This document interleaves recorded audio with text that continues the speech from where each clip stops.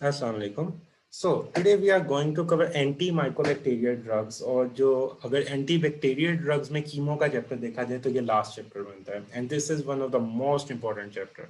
जो antibacterial drugs है ना वो सारी बहुत इंपॉर्टेंट है। फर्स्ट प्रायोरिटी पे अगर आपसे वाइवाज और एससीक्यू में पूछी जाती है ना चीज़ें, ये ड्रग्स को बहुत ज़्यादा प्रायोरिटी दी जाती हैं क्योंकि bacterial infection are very common और बैक्टीरिया की एक बहुत लंबी लिस्ट है और वो कॉमन भी बहुत है और उनका प्रॉपर ट्रीटमेंट भी हो जाता है। तो आप लोगों ने अभी पढ़नी है माइक्रो, तो आपको बैक्टीरिया की लिस्ट तो समझ आ जाएगी कि उधर भी बैक्टीरियोलॉजी की कितनी इंपॉर्टेंस है। लाइक 3 एससीक्यू आते हैं इन माइक्रोबायोलॉजी, तो बहुत इंपॉर्टेंस है बैक्टीरियोलॉजी की और एंटी बैक्टीरियल ड्रग्स की। तो आप लोगों ने इनको इसलिए अच्छे से करना है। Anti microbacterial is very important. इसका एक ऐसा बैक्टीरिया है जो कि आजकल बहुत ही कॉमन हुआ है और वो बहुत फैलता है और उसका नाम है टीबी। और आप सबको पता है कि टीबी सुना होगा किसी ने, टीबी सबने सुना होगा, ट्यूबरक्लोसिस जिसको कहते हो, ये भी माइकोबैक्टीरियल है। इनको माइकोबैक्टीरियल कहते हैं, इनको माइकोबैक्टीरियल आप लोग क्यों कहते हो?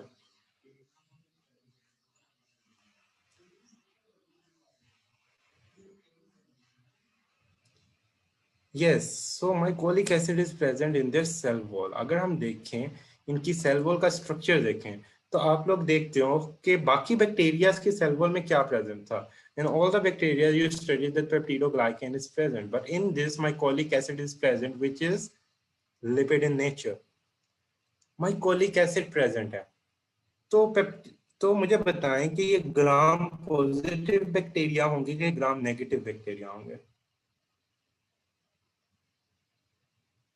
So do you people have idea they are gram positive or gram negative? Yes, very good. ये दोनों ही नहीं है। This is not gram positive. This is not gram negative as well. These are acid fast bacteria. Mycolic acid है, इस पे gram staining होती ही नहीं है। ग्राम स्टेनिंग इसमें, अगर ग्राम स्टेनिंग आप करोगे, आप माइक्रोबायोलॉजी में पढ़ोगे, इसमें ग्राम स्टेनिंग नहीं होती। ये एसिड फास्ट स्टेन होते हैं। सही हो गया ना, इसकी स्टेनिंग ही डिफरेंट होती है। तो it is neither classified as gram positive nor as gram negative bacteria. तो ये एसिड फास्ट बैक्टीरिया होते हैं और इनकी कैरेक्टरिस्टिक क्या है, इनका एंटी माइकोबैक्टीरियल यानी माइकोबैक्टीरिया कहेंगे ना इन बैक्टीरिया को। इनको माइकोबैक्टीरिया क्यों कहते हैं? Because mycolic acid is present in their cell wall. Yes, तो माइकोबैक्टीरिया इनकी सेल वॉल में प्रेजेंट होता है। चले, हाँ जी, जील नेल्सन ट्रेनिंग होती है इनकी। एंटी माइकोबैक्टीरियल, एंटी माइकोबैक्टीरियल में क्या सिर्फ टीबी आता है? माइकोबैक्टीरिया में अगर माइकोबैक्टीरिया हम डिस्कस करें तो सिर्फ ट्यूबरक्लोसिस होता है उसमें।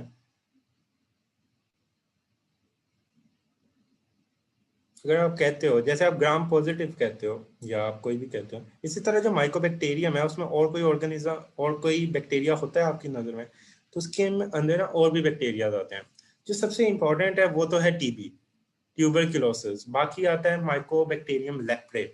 उसके अलावा ए टिपिकल माइकोबैक्टीरिया भी आते हैं। सही हो गया ना? तो इसमें माइकोबैक्टीरियम ट्यूबरक्लोसिस सबसे इंपॉर्टेंट है, जिसकी ड्रग थेरेपीज हमने पढ़नी है। फिर drug use in the leprosy, इस ये बहुत छोटा सा टॉपिक है, इसकी एक ड्रग जस्ट पढ़नी है। और जो ड्रग इन एटिपिकल माइकोबैक्टीरिया ना, इसकी जो हम ड्रग्स पढ़ेंगे, इसकी ड्रग आप लोग पहले पढ़ चुके हो। इसका एमसीक्यू बनता किस तरह, वो पोल भी है, मुझे एंड पे याद करवा दीजिएगा। पोल भी क्रिएटेड है, समटाइम मैं भूल जाता हूँ, तो एंड पे मुझे याद करवा देना, वो आपसे क्वेश्चन होंगे। चले, मेन फोकस हमारा है drug in the TB.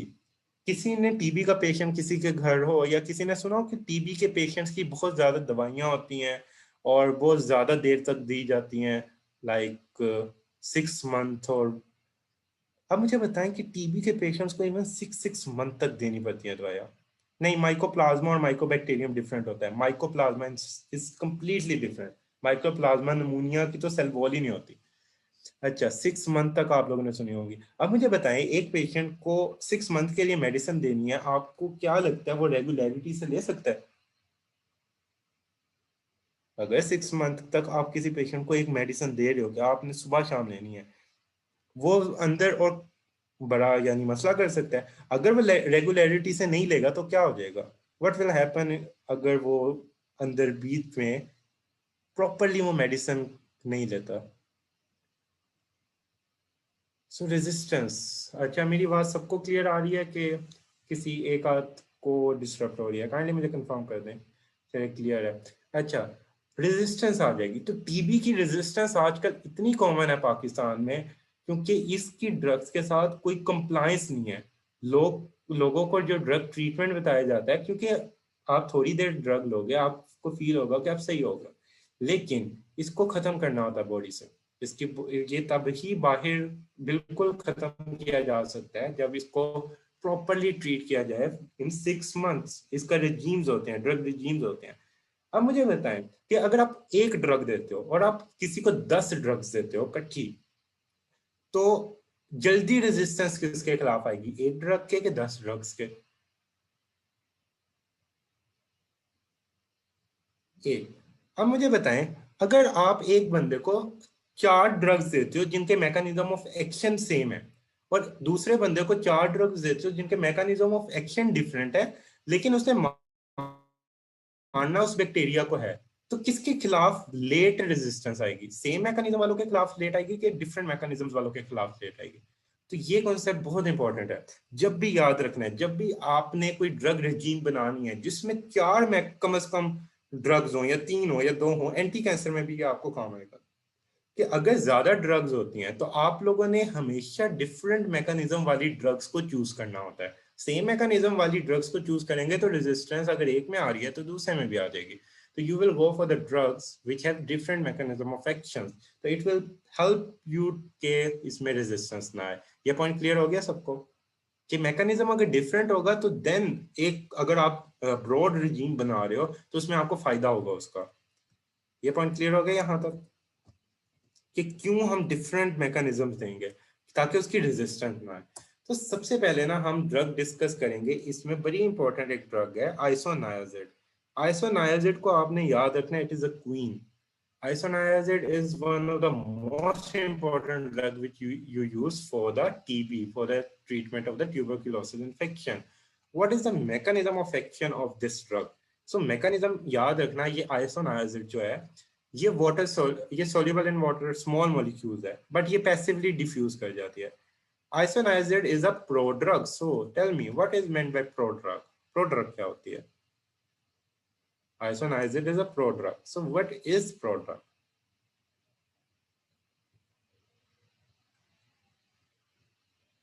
Prodrug क्या होती है? Yes, it is inactive, it need to be activated, ये एक्टिवेट की जाती है। तो इसको एक्टिवेट कौन करता है? There is an enzyme catalase peroxidase, catalase peroxidase present होता है विच इज फॉर्म्ड बाय, या बनाया जाता है by the kat G. Catalase peroxidase होता है which convert INH into active INH, prodrug into active form of the drug. अब जब ये एक्टिव फॉर्म होती है ना तो ये दो एंजाइम्स को इनहिबिट करती है, one is INHA and the other is KASA। इन दो को इनहिबिट करती है। Basically these two enzymes are responsible for the formation of the mycolic acid, और माइकोलिक एसिड की सिंथेसिस इन एंजाइम्स पे इन्वॉल्व होती है। आप मुझे बताएं, अगर एंजाइम्स इनहिबिट हो जाएंगे, अगर एंजाइम इनहिबिट हो जाएंगे तो माइकोलिक एसिड की सिंथेसिस होगी? अगर माइकोलिक एसिड की सिंथेसिस नहीं होगी तो माइकोबैक्टीरिया सेल वॉल प्रॉपर बनेगी? तो अगर माइकोबैक्टीरिया सेल वॉल प्रॉपर नहीं बनेगी तो सेल वॉल डिस्टरप्ट हो जाएगी, इट विल बी बैक्टीरिसिडल और बैक्टीरियोस्टैटिक।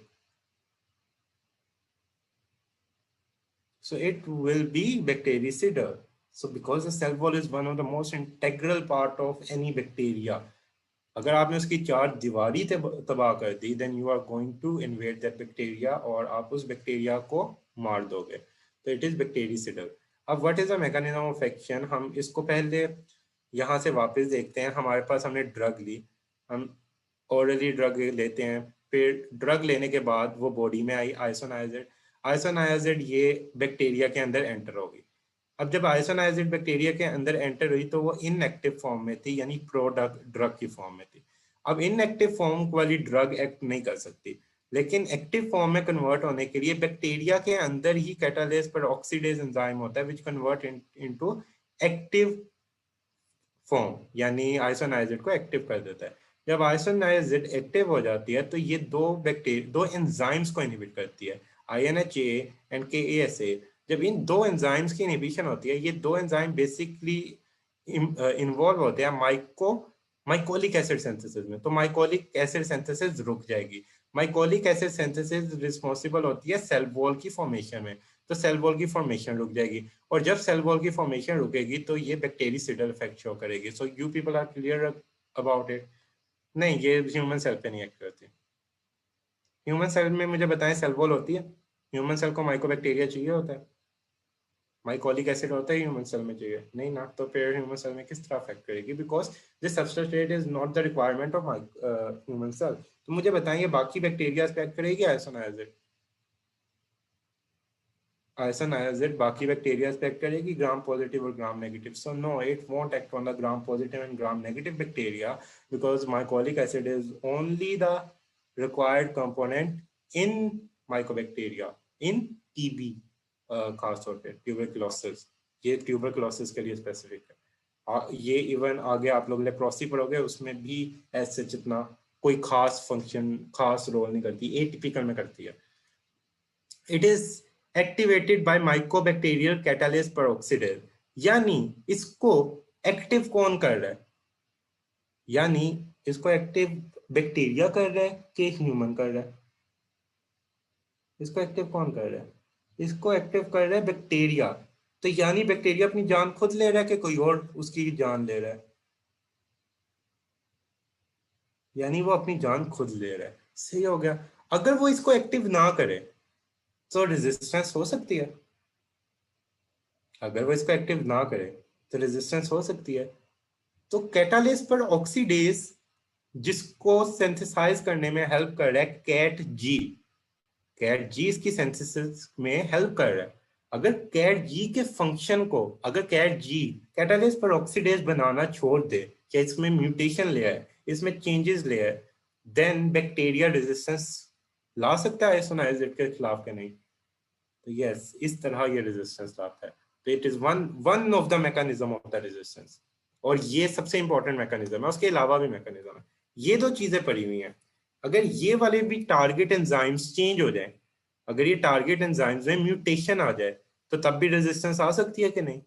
अगर जिन पे INH ने एक्ट करना था वो टारगेट एंजाइम अपने आप को स्ट्रक्चर ही चेंज कर ले, सही हो गया, तो तब भी रेजिस्टेंस आ सकती है कि नहीं? तब भी रेजिस्टेंस आ सकती है। अब देखें टारगेट एंजाइम क्या थे। It targets enzyme acyl carrier protein reductase and beta keto acyl ACP synthase. ये दो एंजाइम्स के नेम है। सही हो गया। वो जीन्स से जो कि इनको प्रोड्यूस करवा रहे थे, ये एंजाइम्स के नेम है। ये इन्हें जो पीछे अभी पढ़ के आए हो, ये एंजाइम्स के नेम है जो कि माइकोलिक एसिड की सिंथेसिस को रोक देते हैं। तो यहां तक मुझे बताएं, सब कुछ समझ आया। अब मुझे ये बताएं कि आइसोनाइजिड इज अ स्ट्रक्चर कॉन्जेनर ऑफ पाइरिडॉक्सिन। यहाँ पे मैंने पाइरिडॉक्सिन लिखना भूल गया, मुझे बताएं पाइरिडॉक्सिन क्या होती है? किसी को याद है?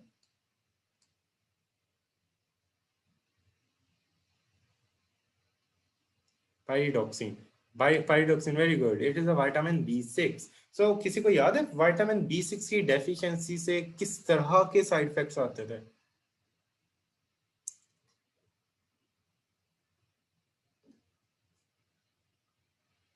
चलें, तब तक आप लोग सोचें। अभी हम रेजिस्टेंस का थोड़ा प्रॉपर डिस्कस करते हैं, ये अभी आना है आज ही।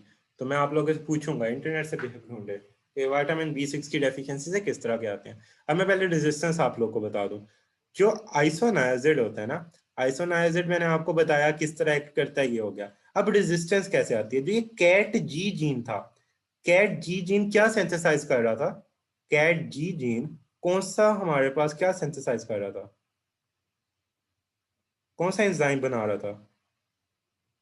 It is responsible for the formation of catalase peroxidase, and this catalase peroxidase is basically acting here. Catalase peroxidase की अगर सिंथेसिस रोक देंगे तो रेजिस्टेंस आ जाएगी, क्योंकि कैटालेस peroxidase नहीं होगा तो एक्टिव फॉर्म नहीं बनेगी। सही हो गया। देन जो अभी पीछे आप लोग डिफरेंट एंजाइम्स के नाम बन के पढ़ के आए हो, एक एंजाइम को ये वाला जीन बना रहा है। कौन से एंजाइम को ये वाला जीन बना रहा है? अच्छा, इसमें से ना दोनों एंजाइम्स मिनी कैटजन में नहीं लिखे हुए बट लिपिन में लिखे हुए हैं। जो beta keto acyl ACP synthase है उसको आपको जो जीन दिखाया है एक वो बना रहा है, और acyl carrier protein reductase, acyl carrier protein reductase को INHA जीन बना रहा है। आपको ये पॉइंट क्लियर हुआ कि ये दो जो नाम है ये बेसिकली जीन के नाम है, और ये जीन एंजाइम की सिंथेसिस करवा रहे हैं। ये एक एंजाइम बना रहा है, ये दूसरा एंजाइम बना रहा है।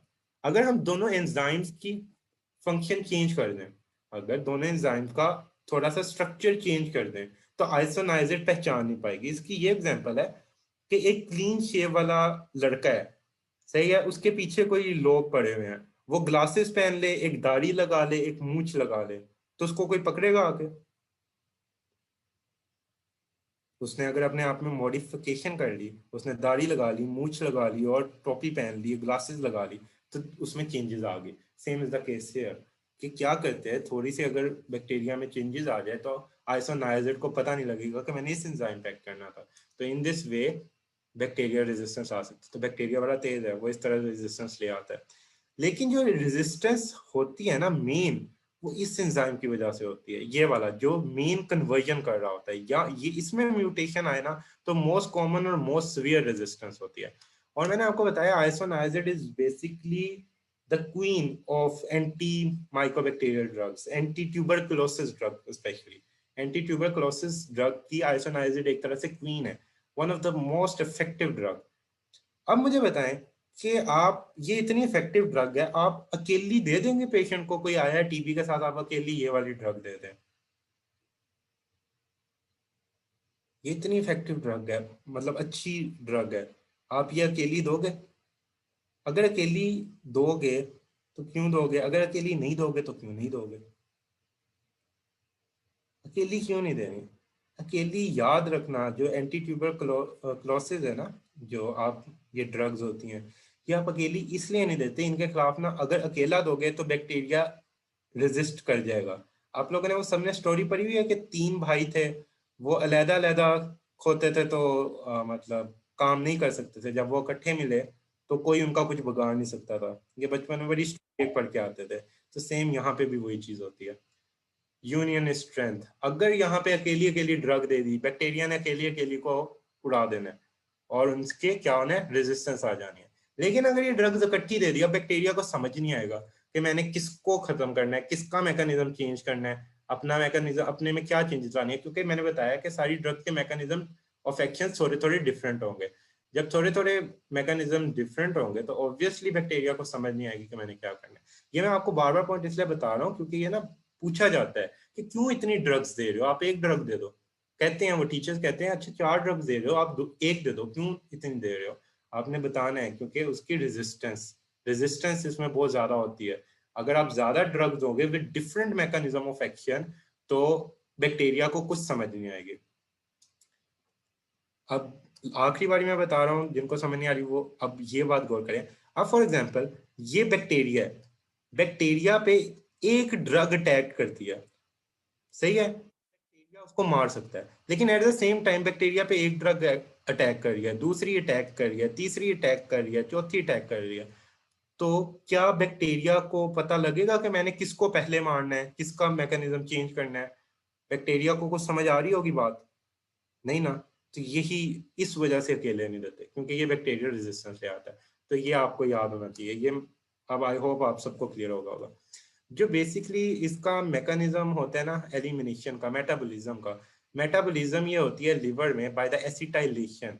एसिटाइलेशन से ये मेटाबोलाइज होती है, और एक्सक्रीट ये किडनी से होती है।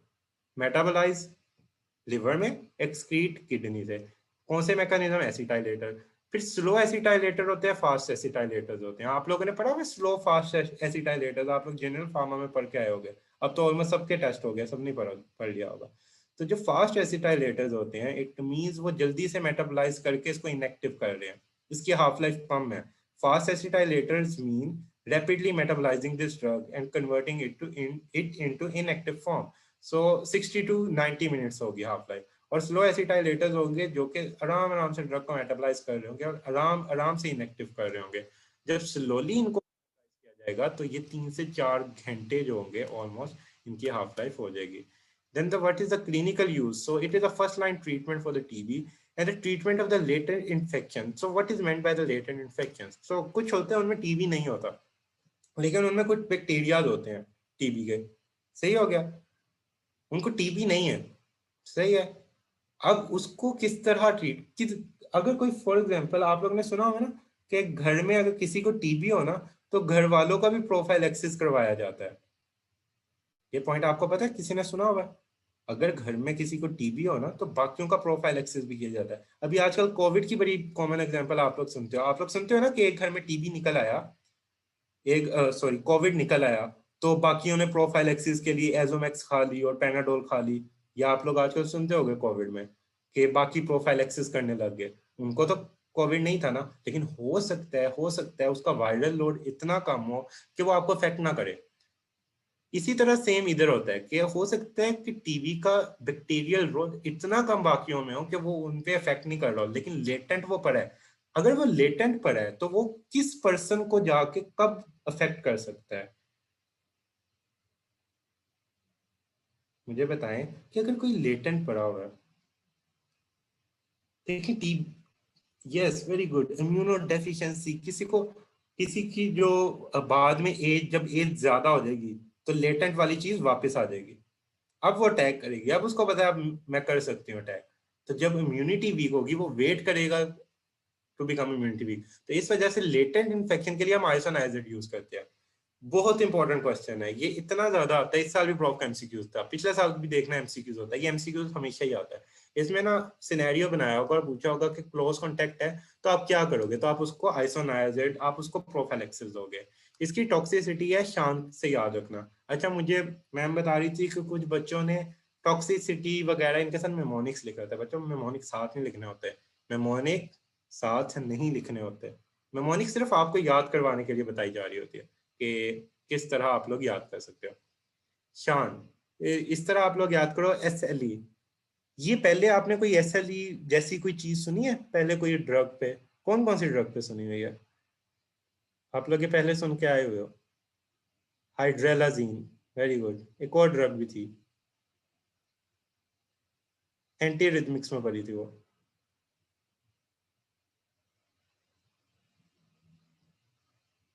एंटी रिदमिक्स में आप लोगों ने कोई ड्रग ऐसी नहीं पड़ी थी जिस जो एस एल ई लाइक करवा रही थी? चलिए अब ये आप लोगों ने जाके ढूंढनी है एंटी रिदमिक्स की कौन सी ड्रग थी। तो ये एसएलई, मैंने तब भी कहा था कि एसएलई वाली आपको अलहदा से पता होनी चाहिए। अब उसकी लिस्ट में ये थर्ड ड्रग है जो आज हमने पढ़ ली है, जो आइसोनायाजिड है, सही है ना? सो यस, प्रोकेनामाइड, प्रोकेनामाइड थी जो आप लोगों ने पढ़ी थी, जो कि ग्रुप 1A में थी। अब एसएलई में एक और ड्रग की एडिशन हो गया आइसोनायाजिड, ये भी एसएलई करवाती है, lupus like syndrome. Then H से हेपेटोटॉक्सिसिटी। अब याद रखना, हेपेटोटॉक्सिसिटी प्रिडिक्ट करनी है ना किसी ड्रग की, तो एक चीज याद रखना, वो ड्रग अगर एंजाइम इनहिबिटर या इंड्यूसर है और उसका मेटाबॉलिज्म लिवर के अंदर हो रहा है तो it is most likely to cause hepatotoxicity. अगर किसी ड्रग का मेटाबॉलिज्म लिवर के अंदर हो रहा है, it is most likely to cause hepatotoxicity. खास तौर पे अगर वो इनहिबिटर है और इंड्यूसर है तो और ज्यादा होगा। सही हो गया, ये याद रखना। जिनका लिवर में मेटाबॉलिज्म आ जाए ना, सोचना, जो इंड्यूस करे और इनहिबिट करे, यानी लिवर के साथ जाके छेड़खानियां करनी स्टार्ट कर दें। मेटाबॉलिज्म भी उधर हो रहा है, छेड़खानियां भी कर रहे हैं, एंजाइम्स को इंड्यूस भी कर रहे हैं, इनहिबिट भी कर रहे हैं। वो हेपेटोटॉक्सिसिटी में बड़े कॉमन, आप लोग इस तरह याद रह सकते हैं। जरूरी नहीं होता, लेकिन मोस्टली आप केसेस में देखोगे यही हो रहा होगा। Abnormal LFT, liver functioning taste change हो जाते हैं, जॉन्डिस, हेपेटाइटिस, ये सारे आपको पता है हेपेटोटॉक्सिक के। एनीमिया, हिमोलिसिस इन G6PD डेफिशिएंसी, ये G6PD याद रखना, इसका मैंने मैकेनिज्म आपको समझाया था। नेक्स्ट आ जाते हैं अब न्यूरोटॉक्सिक। अब मुझे बताएंगे न्यूरोटॉक्सिक इफेक्ट क्यों होता है? मैंने एक पीछे वर्ड पढ़ा था और मैंने कहा था इसका मैं आगे पूछूंगा, वो मैंने इसलिए पूछा था। न्यूरोटॉक्सिक इफेक्ट क्यों होता है अब मैं आपको समझाऊंगा अभी। मैंने कहा था कि जो आइसोनाइजिड है is a structural congener of vitamin B6। Structural congener of vitamin B6, इसका क्या मतलब है? Structural congener of vitamin B6, structural congener क्या होता है? तो उसकी तरह का यानी कुछ। हाँ, अब मैं आइसोनाइजेट का ना एक आपको असल पीछे इसकी रीजन बताता हूँ। जो आईएनएच होती है ना, ये क्या करती है, आईएनएच दो काम करती है। ये आइसोनाइजेट आयन है, आइसोनाइजेट पाइरिडॉक्सिन के साथ जाती है, जाके उसके साथ मिलती है, कॉम्प्लेक्स बनाती है और रीनल से एक्सक्रीट होती है। एक रीजन पाइरिडॉक्सिन काम है। दूसरी क्या होती है, पाइरिडॉक्सिन ने कन्वर्ट होना होता है पीएलपी में, और उसको एक एंजाइम चाहिए होता है। आइसोनाइजिड उसको भी इनहिबिट कर देती है। तो मुझे अब बताएं कि अगर आइसोनाइजिड इनको ये खराबियां पैदा कर रही है तो पाइरिडॉक्सिन का लेवल कम हो जाएगा, पाइरिडॉक्सिन का लेवल कम हो जाएगा। अगर पाइरिडॉक्सिन का लेवल कम होगा तो इसका नर्वस सिस्टम पे इफेक्ट होता है और it will cause peripheral neuropathy. So what will be the treatment, how you can prevent that patient? आप क्या करोगे? आपके पास कोई तरीका है? आप ड्रग छुड़वा दोगे? क्या करोगे? Is there any method to prevent this?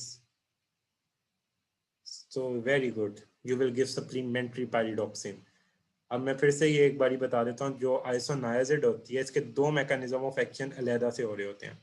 ये क्या करती है, जो बॉडी के अंदर पाइरिडॉक्सिन होती है, विटामिन B6 होता है, उसके साथ कॉम्प्लेक्स बनाती है और उसको बॉडी से एक्सक्रीट करवा देती है। In this way pyridoxine level will decrease in the body. Isoniazid also inhibit the pyridoxine phosphokinases, और जब ये इसको इनहिबिट करती है, as a result what will happen, कि जो इसकी एक्टिव फॉर्म है, पाइरिडॉक्सिन ने एक्टिव होकर फंक्शन करना होता है, इसकी एक्टिव फॉर्म भी कम हो जाती है। तो in this way pyridoxine level will decrease in the body, और जब इसका लेवल डिक्रीज हो जाएगा बॉडी में तो पेरिफेरल न्यूरोपैथी होगी। तो ये आप लोगों ने देख लेना, एक सेम चीज है। आप फिर उसको पाइरिडॉक्सिन दोगे। आप उसको क्या करोगे, the use of the pyridoxine is recommended for the adult patient of the TB the peripheral neuropathy, and this is prof SCQ question. बताया हुआ उन्होंने पाइरिडॉक्सिन देंगे, 25 मिलीग्राम देते हैं, almost 25 to 50 milligram per day कहते होते हैं। लेकिन अगर पेशेंट डेवलप पेरिफेरल न्यूरोपैथी, अगर फिर भी डेवलप हो जाए तो आप क्या करोगे? अगर आप पाइरिडॉक्सिन दे रहे हो, उसको फिर भी डेवलप हो गया, फिर क्या करोगे? You will increase the dose. आपने डोज इंक्रीज कर देनी है। मुझे बताएं कि पाइरिडॉक्सिन देने का कोई नुकसान है? पाइरिडॉक्सिन देने का क्यों नुकसान होगा? It is a water soluble vitamin. तो आप थोड़ी डोज इंक्रीज कर दोगे, वैसे भी डोज इंक्रीज करोगे, कोई ऐसे चीज में नुकसान नहीं करना। इसको 50 to 75 मिलीग्राम तक ले लो। ये बुक में नहीं लिखा हुआ 50 to 75। ये वाली बात अगर आप लिख देते हो ना, आई विल गारंटी कि आपको बेस्ट मार्क्स मिलेंगे। और ये पूछा जाता है प्रॉफ में, और प्रॉफ में इसकी रीजन नहीं किसी को पता होती कि पाइरिडॉक्सिन कम क्यों होती है। सबको ये पता होता है कि स्ट्रक्चरल कंजेनर है, लेकिन ये क्या कर रही है, किस तरह कर रही है, ये नहीं पता होता। तो ये पिछली स्लाइड आपको बहुत अच्छे से एलेबोरेट कर रही है। तो ये आपकी होगी आइसोनायाजिड कवर। तो यहाँ तक आपको कोई मसला? ये बड़ी इंपॉर्टेंट ड्रग थी, इसलिए मैंने इस पर बहुत जोर लगाया। This was very important drug, और ये सिर्फ टीबी के लिए थी। Now we are going to move toward rifampicin. Rifampicin is the another drug now. अब रिफेम्पिसिन क्या है? रिफेम्पिसिन जो ड्रग है, its mode of action is DNA dependent RNA polymerase. तो आरएनए पॉलीमरेज आप लोगों ने पढ़ा होगा, कोई एंजाइम जेनेटिक में पढ़ते होंगे कि आरएनए पॉलीमरेज होता था। डीएनए डिपेंडेंट आरएनए पॉलीमरेज क्या होगा, कि डीएनए को यूज कर रहा है और आरएनए वो बना रहा है। सही हो गया ना? डीएनए को यूज करके आरएनए बना रहा है। डीएनए, अगर मैं कहूं आरएनए डिपेंडेंट डीएनए पॉलीमरेज, इसका क्या मतलब होगा? RNA dependent DNA polymerase. Very good, reverse transcription, RNA to DNA. जो आप लोग जब वायरस पढ़ोगे ना, कहीं पे भी वायरस पूरी जिंदगी में, तो वहां पे ये लफ्ज यूज होता होगा, आरएनए डिपेंडेंट डीएनए पॉलीमरेज, कि वो आरएनए को डीएनए में कन्वर्ट कर रहा है। तो लेकिन मेनली हमारे पास पता है आम तौर क्या होता है, डीएनए आरएनए में कन्वर्ट होता है। तो डीएनए के आरएनए की अगर हम सिंथेसिस रोक देते हैं तो प्रोटीन की सिंथेसिस इनहिबिट होगी। प्रोटीन की सिंथेसिस इनहिबिट होगी तो मल्टीप्लीकेशन ऑफ बैक्टीरिया खत्म होगी। सही हो गया? अच्छा, यहाँ पे बैक्टीरिया स्टैटिक लिखा हुआ है, वैसे कुछ जगह पे इसको बैक्टीरियसिडल कहते हैं। ये डिफरेंट बुक्स में डिफरेंट है। आप लोग की बुक जो रिकमेंडेड बुक है ना, आप लोगों ने उधर देखना है उधर क्या लिखा हुआ है, वरना बैक्टीरियसिडल इसको कंसीडर किया जाता है। कुछ जगह पे बैक्टीरियोस्टैटिक भी लिखा होता है, तो आप लोग अपनी बुक से देखना। अच्छा, मुझे बताएं कि ये आपको समझ आ गया कि किस तरह inhibit, basically it is inhibiting the protein synthesis. Yes, Covid is a RNA virus, protein synthesis को ये इनहिबिट कर रहा है। Now mechanism of resistance, resistance कैसे हो सकती है? जो पॉलीमरेज है जिस पे इसने एक्ट करना है, वो अपने आप में चेंजेस ले आए, वो दाढ़ी मूंछ लगा ले, वो अपने आप में चेंजेस ले आए, तो मैकेनिज्म ऑफ रेजिस्टेंस हो गया, इजीली रेजिस्टेंस आ जाएगी। अब इसके क्लिनिकल यूजेस थोड़े ब्रॉड है। अब मुझे बताएं कि आरएनए डिपेंडेंट जो आप लोग पढ़ रहे हो, डीएनए डिपेंडेंट आरएनए पॉलीमरेज, ये सिर्फ माइक्रोबैक्टीरिया तक रिस्ट्रिक्टेड है? ये सिर्फ टीबी के बैक्टीरिया तक रिस्ट्रिक्टेड है? ये बाकी बैक्टीरिया में नहीं हो सकता? ये देखें, ये थोड़ा ब्रॉड हो गया। तो इसके डिफरेंट क्लिनिकल यूज आप करोगे। One is the treatment of the TB, सही हो गया। अब हमने कहा था लेटेंट टीबी के ट्रीटमेंट के लिए क्या यूज होता है, तो what is which medicine is use for the treatment of the latent TB? तो लेटेंट टीबी के लिए आइसोनाइजिड होती थी। अगर किसी में आइसोनाइजिड की रेजिस्टेंस आ जाए, then we will go for rifampicin, सही हो गया। अगर किसी में आइसोनाइजिड की रेजिस्टेंट है, इनटॉलरेंट है, या वो नहीं ले सकता, इनटॉलरेंट की सिर्फ रेजिस्टेंस रीजन नहीं होती, उसको पेरिफेरल न्यूरोपैथी होगी है, उसको हेपेटिक टॉक्सिसिटी ज्यादा होगी है, कोई और मसला हो गया जो आइसोनाइजिड के रिलेटेड है, उसको G6PD डेफिशिएंसी है, सही है ना। इनटॉलरेंट का मतलब समझ आया, वो टॉलरेट नहीं कर पा रहा। इट डजंट मीन के सिर्फ रेजिस्टेंस है। किसी को G6PD डेफिशिएंसी है तो आप उसको आइसोनाइजिड दे दोगे? किसी को G6PD डेफिशिएंसी है, you will go for the profile isoniazid for prophylaxis? No, you won't give isoniazid as a prophylaxis. You will go for the better choice. Rifampicin is a better choice. आप इस तरह करते हो। तो intolerant patient doesn't mean के सिर्फ resistance है। इन leprosy, leprosy भी अभी आगे पढ़ना है, आज ही पढ़ना है। लेप्रोसी भी माइकोबैक्टीरियम लेप्रे करवाते हैं। ये पूरा चैप्टर है आप लोगों का उसमें माइक्रोबायोलॉजी में, और उधर एक चैप्टर है, दो बैक्टीरिया है, उसमें से एक एससीक्यू कंफर्म आता है, तो वहां पे बहुत अच्छे से करना है इस चैप्टर को, माइक्रो का चैप्टर को। फिर आ जाते हैं वेंकोमाइसिन, आप लोगों ने सुनी हुई है ड्रग, रिफेम्पिन के साथ भी समटाइम्स कंबाइन कर देते हैं, और ये मर्सा और परसेप की ट्रीटमेंट के लिए यूज होता है। फिर प्रोफाइलैक्सिस ऑफ एच इन्फ्लुएंजा, ये एमसीक्यू है। आप मुझे बताएं ये कैरियर स्टेट का क्या मतलब है? ये मेनिंजोकोकल और स्टेफाइलोकोकल कैरियर स्टेट के लिए भी यूज होता है, ये इसके क्लिनिकल यूजेस ऐसी क्यों है? ये कैरियर स्टेट के लिए यूज होता है। What is meant by the carrier state? Yes, so the carrier state is basically जब उस बंदे के अंदर वो बैक्टीरिया हो, लेकिन ऐसी जगह पे हो कि वो इन बॉडी में कोई मसला ना कर रहा हो, सही हो गया ना। मतलब वो हो सकता है बैक्टीरिया ऐसी जगह पे भी हो जहाँ पे उसको ऑप्टिमम टेम्परेचर ना मिल रहा हो, ऑप्टिमम एनवायरनमेंट ना मिल रहा हो, बस वो बैक्टीरिया उधर वैसे ही बैठा हो, सही हो गया ना, बट इनएक्टिव हो, या ऐसी साइट पे जहाँ पे उसको ऑप्टिमम कंडीशंस ना मिल रही हो, तो वो कैरियर स्टेट होती है। तो जो मेनिंजियोकोकल कैरियर होता है और स्टेफाइलोकोकल कैरियर स्टेट होती है, उसके लिए भी ये यूज होते हैं। इसकी टॉक्सिसिटी याद रखना है, Rana has red tissue for flu. Rana में आर रैश के लिए, ए अनीमिया के लिए, एन नेफ्राइटिस के लिए, एच हेपेटिक डिसफंक्शन, रेड इनका जो यूरिन होता है ना, स्वेट और यूरिन ऑरेंज पिंक कलर का होता है।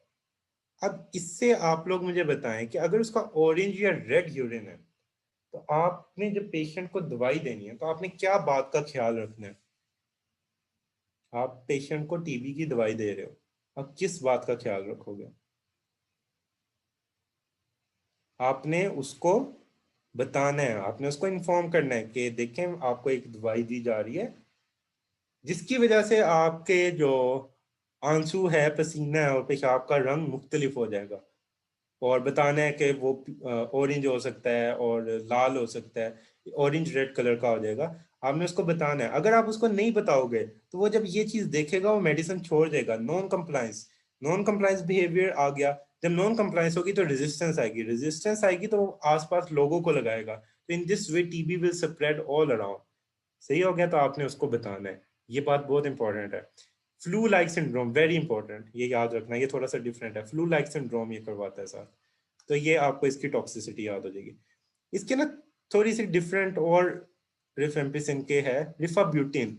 रिफाब्यूटिन की ड्रग इंटरेक्शंस कम है, तो मुझे बताएं कोई ड्रग है उसकी ड्रग इंटरेक्शंस कम है, वो ज्यादा बेहतर होगी, मतलब ज्यादा अच्छी होगी। अगर हम 7 5 10 ड्रग्स और ले रहे हैं तो आप कौन सी ड्रग प्रेफर करोगे, ड्रग इंटरेक्शन वाली के ड्रग इंटरेक्शन के बगैर वाली? अगर आप किसी और डिजीज की ड्रग ले रहे हो तो you will always choose the drug जिसकी इंटरेक्शन ना हो, क्योंकि अगर इंटरेक्शन होगी उसकी दूसरी ड्रग से तो उसने दूसरी ड्रग के लेवल को चेंज कर देना है। अब अगर कोई पेशेंट आता है HIV के साथ और उसको टीबी है, अब मुझे बताएं HIV में टीबी होना ज्यादा कॉमन है कि नहीं है? इज इट कॉमन और नॉट? टीबी HIV में कॉमन है, होगा, क्योंकि पेशेंट इम्यूनो कम्प्रोमाइज हो गया होता है। When the patient get immuno compromise तो उसमें टीबी होने के चांसेस ज्यादा हो जाएंगे। तो HIV के पेशेंट की अगर ट्रीटमेंट चल रहा है तो आप उसको ये वाली ड्रग दोगे इंस्टेड ऑफ रिफेम्पिसिन जो आप लोग पीछे पड़ के, क्योंकि उसमें क्या होगा, उसकी ड्रग इंटरेक्शन है, तो आप प्रोटेक्ट करोगे कि ड्रग इंटरेक्शन ना हो। रिफापेंटिन ये ज्यादा पोर्टेंट है और ये अप टू 1 वीक तक काम कर सकती है, तो ये लॉन्ग टर्म के लिए दे सकते हो अगर आपने कम देनी है दवाइयाँ। और रिफेक्सिमिन ये ऑब्जॉर्ब नहीं होती जीआईटी से, अगर जीआईटी से ऑब्जॉर्ब नहीं होती तो ये डायरिया ट्रीट कर सकती है। यानी अगर कोई मेडिसिन जीआईटी से ऑब्जॉर्ब नहीं होती तो वो जीआईटी के अंदर वाली कोई इन्फेक्शन है, अंदर कोई बैक्टीरिया मसला कर रहा है, उसको ट्रीट कर सकती है ना, इसी तरह की कर सकती है। जो जी इसी तरह की हमने एक और मेडिसिन पढ़ी थी, इसी तरह हमने कहा था वो सिर्फ जीआईटी के अंदर रहती है, वो कौन सी मेडिसिन थी, किसी को याद है? एक मेडिसिन पढ़ी थी हमने, कहा था वो जीआईटी के अंदर रहती है, जीआईटी के अंदर एक डिजीज हो रही थी उसको ट्रीट भी कर रही थी। यस, कौन सी मेडिसिन थी? सूडो मेम्ब्रेन कोलाइटिस को कौन सी मेडिसिन ट्रीट कर रही थी? Vancomycin. Vancomycin as a backup drug वो यूज, वैसे किस रूट से यूज होती है, वैसे आईवी से यूज होती है, बट वो ओरली देते हैं। चलें, अब इधर तक मुझे बताएं सब कुछ समझ आ गया आपको? इधर तक ऑल क्लियर? एक बार हम ये 4 ड्रग्स इसकी मेन कर लें, देन हम वापस आते हैं इसकी रिवीजन पे। एथन ब्यूटॉल। एथन ब्यूटॉल जो है ये इनहिबिट करती है अल्बिनोसाइल ट्रांसफरेज जो कि अल्बाइनोग्लेक्टन बनाता है। अल्बाइनोग्लेक्टन भी सेल वॉल में प्रेजेंट होता है माइकोबैक्टीरियल। तो एथन ब्यूटॉल जो होती है ना, इसका मैकेनिज्म ये है कि अल्बाइनोसाइल ट्रांसफरेज एंजाइम को इनहिबिट करता है, अल्बाइनोग्लेक्टन कम बनता है, जब अल्बाइनोग्लेक्टन नहीं बनता तो सेल वॉल की फॉर्मेशन में डिस्ट्रप्शन आती है एक हद तक। मेन कंपोनेंट अल्बाइनोग्लेक्टन नहीं है, मेन कंपोनेंट माइकोलिक एसिड है। सही है ना? तो ये बात कंफ्यूज नहीं करनी कि बैक्टीरियासिडल हो जाएगी, तो it is not considered bactericidal. No doubt it will disrupt the cell wall but not completely। Main myco इसमें माइकोलिक एसिड होता है कंपोनेंट। इसकी टॉक्सिसिटी इंपॉर्टेंट है, इसका मैकेनिज्म ऑफ एक्शन है बहुत कम इंपॉर्टेंट है, बस इतना आपको बताना चाहिए कि अल्बाइनोग्लेक्टिन की सिंथेसिस रोकते हैं और it is use for TB, TB के लिए यूज होता है, और ये साथ एटिपिकल माइकोबैक्टीरिया में भी आप लोग पढ़ोगे उधर यूज होता है। इसका मेनली ना टॉक्सिसिटी इंपॉर्टेंट है, और जो पहली टॉक्सिसिटी है वो इंपॉर्टेंट है। Visual disturbance, prof MCQs, repeated MCQs, ये आना चाहिए कि विजुअल डिस्टर्बेंस करता है, उसमें विजुअल इक्विटी कम हो जाती है। Red green colour blindness, very important MCQ. Optic neuritis, कुछ भी दे देते हैं वो, पूछते हैं एथन ब्यूटल की नहीं, ये टॉक्सिसिटी आपको आनी चाहिए। हाइपर यूरिसीमिया, ये भी बड़ा इंपॉर्टेंट है। हाइपर यूरी, यहाँ पे हाइपर यूरिसीमिया आना था, आज इन डब्बों में आंसर नहीं आए हुए। हाइपर यूरिसीमिया यहाँ पे लिखना था, हाइपर यूरिसीमिया में ये नहीं देंगे। सही हो गया ना? हाइपर यूरिसीमिया कब होगा? आपने कोई कंडीशन पता है हाइपर यूरिसीमिया जिसमें हो, किन में मसला कर सकती है? No, gout. गाउट में हाइपर यूरिसीमिया होगा, तो गाउट में ये मसला यानी कर सकती है। सही हो गया ना? हाइपर यूरिसीमिया में हेडिक करती है, कंफ्यूजन करती है, पेरिफेरल न्यूराइटिस। ये देखिए ना, सारी थोड़ी सी सीएनएस वाले इफेक्ट ला रही हैं। This is पायराजीनामाइड। पायराजीनामाइड का ना अगर कहीं आप प्रॉपरली देखो ना तो इसका कोई प्रॉपर मैकेनिज्म ऑफ एक्शन नहीं है, मतलब कहते हैं कि इसका कोई प्रॉपर मैकेनिज्म नहीं है, बट ये मैकेनिज्म आप लोग कर लो, ये थोड़ा सा बुक में इस तरह लिखा हुआ है। जो मैकेनिज्म ऑफ एक्शन इंपॉर्टेंट है ना, वो पहली दो का तो बहुत इंपॉर्टेंट है, एथन ब्यूटॉल का पता होना चाहिए, इसका इतना आना चाहिए, इतना ही लिखा हुआ है, इससे ज्यादा तो लिखा भी नहीं हुआ कि पायराजीनामाइड माइकोबैक्टीरियल पायराजीनामिडेज को इनहिबिट करेगी, पायराजोनिक एसिड नहीं बढ़ेगा, पायराजिनोइक एसिड नहीं बनेगा तो क्या होगा, इनहिबिट माइकोलिक एसिड सिंथेसिस। आप लोग इसका मैकेनिज्म देखोगे ना तो कोई ऐसा सच इतना नहीं पता लगेगा। इट इज अ बैक्टीरियोस्टैटिक, तो ये भी बैक्टीरियोस्टैटिक है, पिछली एथन ब्यूटॉल भी बैक्टीरियोस्टैटिक थी। इनके में खास तौर पे इसका मैकेनिज्म ना बस इतना लिखा हुआ और अंदर कुछ जगह पे लिखता है इट इज अननोन, बट ये एक प्रॉपर है। अगर आप ये लिख के आते हो इट इज परफेक्टली करेक्ट। ये पायराजिनामाइड क्या करेगी, माइकोबैक्टीरिया पायराजिनामाइडेज को इनहिबिट करेगी और फिर इस तरह से इनहिबिट माइकोलिक एसिड सिंथेसिस।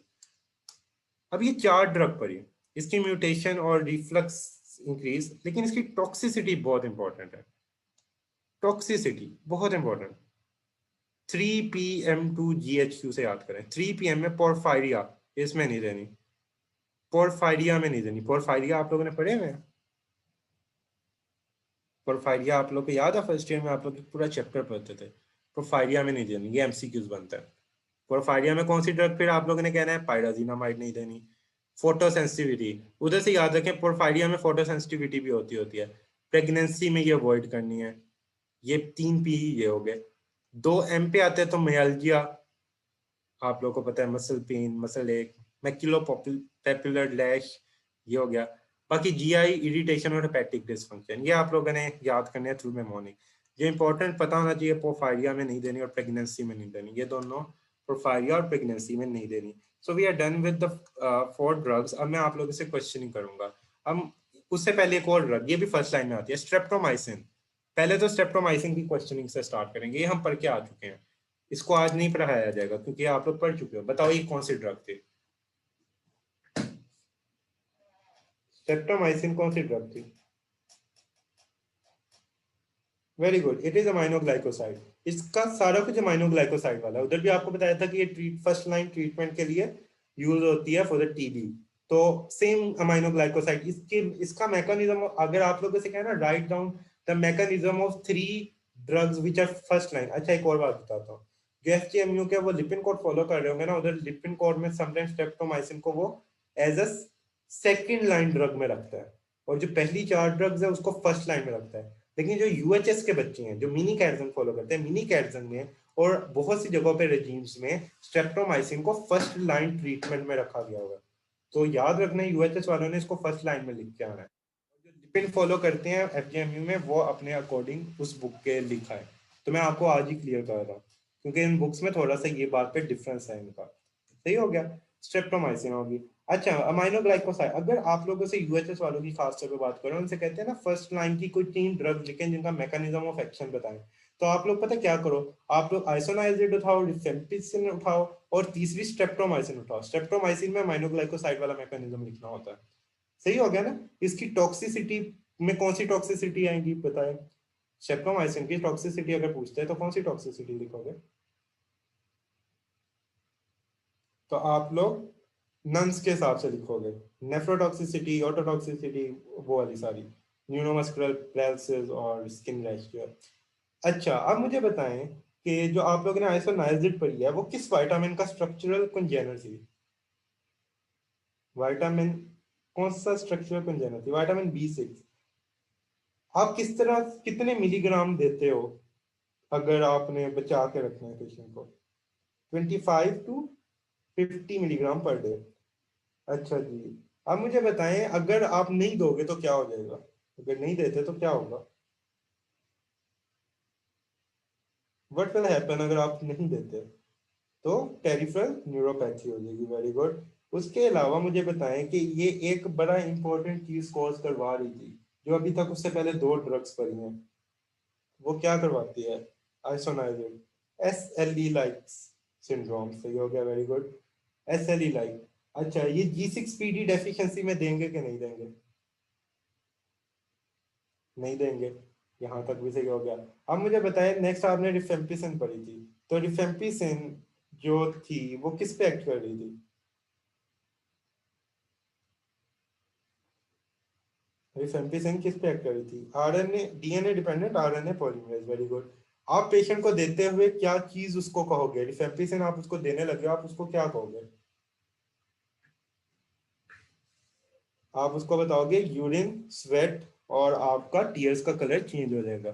फिर आप मुझे ये बताओ कि रिफेम्पिसिन किस किस चीज के लिए यूज होती है?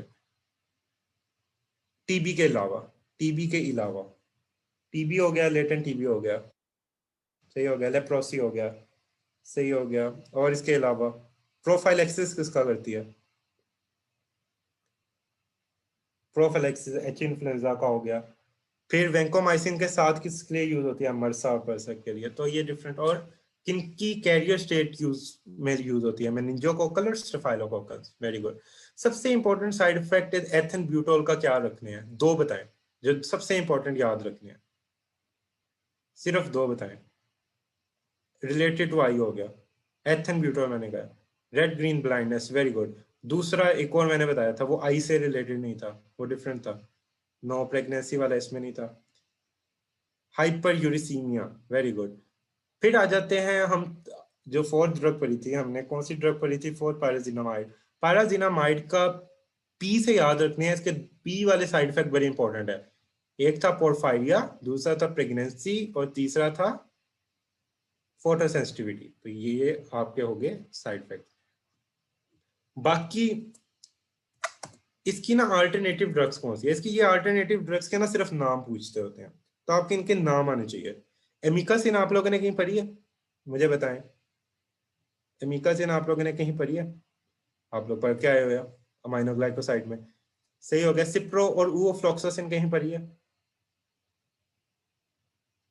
ये भी आप लोग पढ़ के आए हो।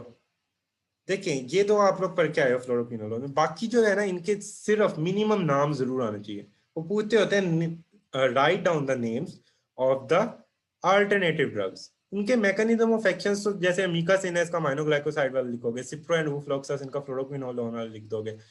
पी माइनोसैलिसाइक्लिक एसिड, इनके ऐसे इतना कुछ पूछते नहीं है। आप लोग एक बड़ी बुक से रीड कर लीजिएगा, नाम इसके आपको आने चाहिए, नाम इंपॉर्टेंट है। अब ड्रग रिजीम के बारे में मैं आपको बताने लगा, इसकी ड्रग रिजीम कैसे बनाते हैं। अच्छा, इसकी ड्रग रिजीम बताने से पहले मैं एफडीए वालों को बता दूं कि लिपिन कोड में ना थोड़ा सा डिफरेंट है। मैं अभी करवाऊंगा मिनी की तरफ से, लेकिन मैं बताता हूँ कि जो लिपिन वाला है ना, वो भी वैसे सही है, और बिल्कुल सही है। लिपिन वाला जो रूल है ना, वो ज्यादातर फॉलो होता है, लिपिन वाला ही रूल। वो रूल मैं आपको चले सबको ही बताता हूँ। वो रूल है 4/2, 2/4। इसका क्या मतलब है? आप लोगों ने चार ड्रग्स पढ़ी है ना अभी, चार drugs, isoniazid, rifampicin, ethambutol, pyrazinamide. ये चार ड्रग्स अभी पढ़ के आए हो। ये चार ड्रग्स 2 मंथ के लिए, फॉर 2 मंथ, सही हो गया। आफ्टर 2 मंथ 2/4 वाला करेंगे। 2/4 क्या मतलब है? आइसोनायाजिड और रिफेम्पिसिन फॉर नेक्स्ट 4 मंथ्स। ये पॉइंट समझ आ गया? ये रूल फॉलो होता है बड़ी जगह पे, 4/2, 2/4, कि चार ड्रग्स 2 मंथ के लिए देंगे। 2 मंथ के बाद आइसोनाइजिड और रिफेम्पिसिन अकेली देंगे 4 महीने के लिए। ये सबको पॉइंट क्लियर हो गया? ये इस तरह याद रखना है, 4/2, 2/4। ये आपको कभी नहीं भूलेगा, सही हो गया। ये इवन यूएचएस वाले भी याद रखें, क्योंकि इसमें कोई गलती नहीं है, लेकिन यूएचएस वाले ऑब्वियसली थोड़ा मिनी को फॉलो कर ले। उन्होंने मिनी में ना 4 की जगह 3 ड्रग्स यूज की हुई है, तो बात यही है ऑलमोस्ट, उसमें कोई फर्क नहीं है। अब यूएचएस में क्या है या बाकियों में कहाँ पे यूज होता है, कोई इतना फर्क नहीं है, आपको मैं बता देता हूँ कि जो रेजिस्टेंस होते हैं आइसोनाइजिड के, जिनकी रेजिस्टेंस होती है लेस देन 4%, इसका मतलब है उनमें आइसोनाइजिड इफेक्टिव होती है, आइसोनाइजिड इफेक्टिव ड्रग होती है। तो हम ये 3 ड्रग देते हैं, आइसोडाइजिड, रिफेम्पिन और पायराजिनामाइड, फॉर 2 मंथ। ये 3 ड्रग दे रहे हैं 2 मंथ के लिए, और 2 मंथ के बाद सिर्फ पायराजिनामाइड खत्म कर देंगे, और ये दो दे देंगे 4 मंथ के लिए। मिनी कैटजंग में इस तरह लिखा होगा। तो इसमें कोई कंफ्यूजन है कि मिनी कैटजंग में स्टार्ट 4 की जगह 3 ड्रग से किया हुआ है, बाकी सेम है। मिनी कैटजंग में ना, अगर मिनी कैटजंग का फॉर्मूला बनाए तो ये 3/2 एंड 2/4, यानी 3 ड्रग्स फॉर 2 मंथ, और आफ्टर 2 मंथ एक ड्रग रिमूव कर देंगे, 2 ड्रग्स फॉर नेक्स्ट 4 मंथ। अब क्लियर हुआ? जो मिनी कैटजन के हिसाब से है कि 3 ड्रग्स देनी है 2 महीनों के लिए, और 2 महीनों बाद एक ड्रग खत्म कर देनी है। आइसोनायाजिड और रिफेम्पिन जो है उसको बाकी 4 महीने चलाना है। हाँ जी, अगर पायराजिनामाइड दिया, अगर एथन ब्यूटल दिया, इनमें से जो भी दी उसमें से एक निकाल देनी है। एंड पे 4 महीने के लिए आइसोनायाजिड और रिफेम्पिन देनी है।